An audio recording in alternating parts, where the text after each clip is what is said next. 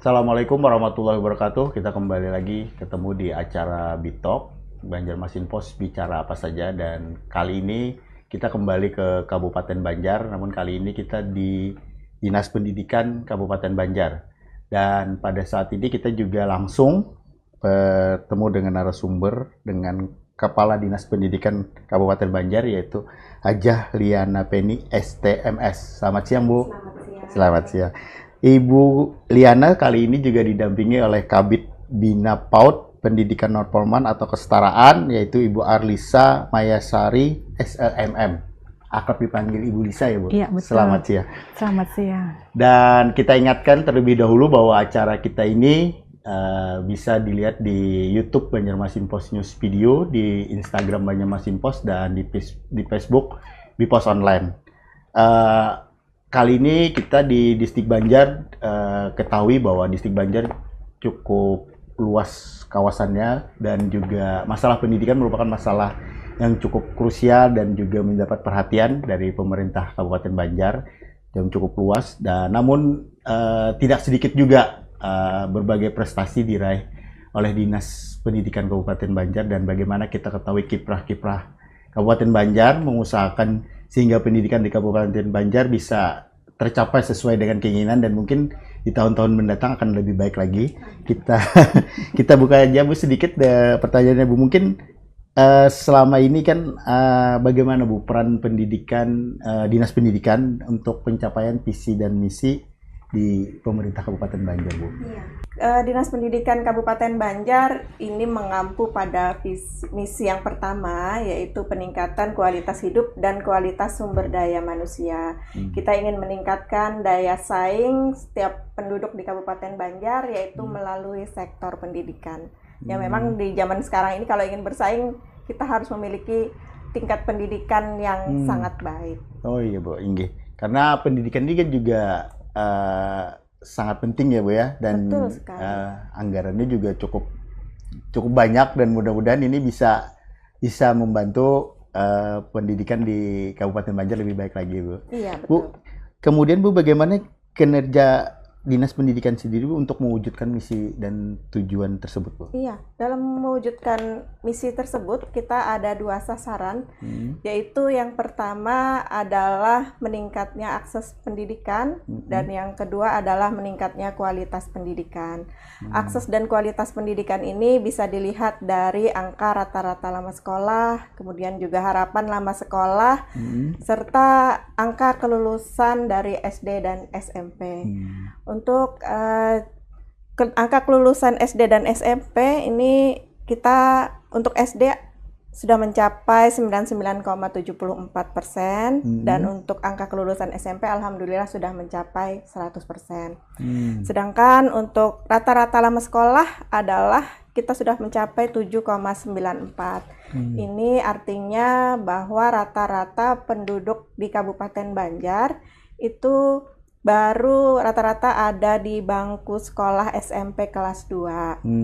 Ini bukan berarti bahwa anak-anak Kabupaten Banjar tidak sekolah, tetapi karena kehidupan masyarakat Kabupaten Banjar yang agamis, mereka kebanyakan bersekolah atau melanjutkan di jenjang non-formal atau pondok pesantren. Nah, sedangkan untuk angka-angka rata-rata lama sekolah ini hanya dihitung berdasarkan jumlah anak yang duduk di sekolah formal. Nah, itulah kenapa kami juga menggiatkan kegiatan-kegiatan keaksaraan, yaitu program-program paket untuk menampung anak-anak yang ada di pondok, yang pembelajaran diniyah ini, supaya mereka juga mau untuk mendapatkan pembelajaran pendidikan formal, sehingga nanti ketika lulus mereka dapat 2 ijazah. Oh, ini.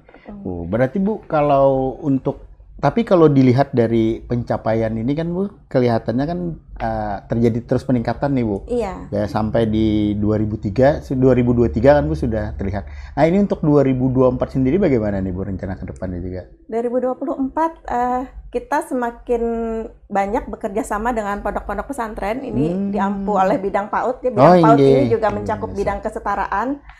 Jadi dengan semakin banyaknya pondok pesantren yang mau bekerja sama untuk menyelenggarakan program paket ini, harapan kami angka rata-rata lama sekolah ini akan terus meningkat. Berarti ini untuk yang sekolah di pondok ini tidak masalah nih Bu lah ke depan lah, karena mereka juga mendapatkan ijazah yang di formal. Yang penting mau mengikuti program paket. Iya. Nah ini mungkin dari Ibu Lisa Bu, kan ini mungkin sesuai tadi dengan yang dibicarakan oleh Ibu Liana tadi, juga ada kan bidang PAUD kesetaraan SD maupun SMP. Ini Bu, program yang dilaksanakan ini sasaran kinerjanya bagaimana nih Bu untuk program itu sendiri? Terutama tadi yang di pondok pesantren tadi, juga mungkin PAUD-nya juga nih Bu. Ya, baik untuk di bidang PAUD dan pendidikan non formal, untuk pendidikan non formalnya kita memang ada bekerja sama dengan beberapa pondok pesantren dan dengan kita ada 2 ya untuk pendidikan non formalnya, ada yang negeri yaitu Sanggar Kegiatan Belajar. Kemudian untuk PKBM di Kabupaten Banjar itu sebanyak 27 dan itu rata-rata PKBM sudah berkolaborasi dan bekerja sama dengan pondok pesantren yang ada di Kabupaten Banjar untuk melaksanakan pendidikan kesetaraan, baik itu dari program paket A setara dengan SD, program paket B setara dengan SMP, dan program paket C setara dengan SMA. Jadi di Martapura ini ya Bu ya, di Kabupaten Banjar ini walaupun banyak yang di pondok, mereka tetap tenang gitu loh untuk mendapatkan ijazah. Untuk ijazah mereka artinya tidak dipermasalahkan asal mereka mau mengikuti program tadi ya Bu ya. Iya betul. Bu, kalau di khususnya di jenjang PAUD sendiri bagaimana nih Bu? Karena PAUD ini kan juga di Kabupaten Banjar ini menarik perhatian Bu, karena yang baru-baru kan istri Bupati kemarin Bu, itu kan juga Bunda PAUD dan itu mendapatkan penghargaan nasional kan Bu, terbaik. Betul. Nah ini mungkin di PAUD sendiri berarti ada sesuatu yang kayaknya ini lebih dibanding dengan kabupaten lain ini Bu. Ini kenapa ini di PAUD Kabupaten Banjar ini apa nih Bu? Target-targetnya juga Bu? Ya baik, untuk penghargaan yang diperoleh di tahun 2023 kemarin itu berkaitan dengan apresiasi Bunda PAUD di tingkat nasional dalam rangka program transisi PAUD ke SD yang menyenangkan. Pada tahun 2023 itu pertama kali di-launching oleh Kemendikbud tentang program transisi PAUD ke SD. Jadi penguatan peran dari bunda-bunda PAUD, mulai dari Bunda PAUD nasional, provinsi, kemudian kabupaten, kecamatan, sampai ke desa untuk menguatkan transisi PAUD ke SD. Ada 3 target perubahan yang harus dicapai. Yang pertama yaitu dalam pelaksanaan PPDB, penerimaan peserta didik baru, tidak boleh ada calistung. Kemudian yang kedua, satuan pendidikan baik di jenjang SD maupun PAUD harus melaksanakan MPLS selama 2 minggu pertama di hari masuk sekolah. Kemudian yang ketiga adalah penanaman 6 kemampuan pondasi dasar baik di PAUD dan di SD. Kemarin itu alhamdulillah Kabupaten Banjar mendapat penghargaan karena adanya di Kabupaten Banjar sudah terbentuknya forum komunikasi PAUD dan SD. Dan itu sudah jalan dan kita sudah punya program, itu mulai dari guru-guru PAUD, kemudian guru-guru SD. Jadi ada forumnya untuk berdiskusi.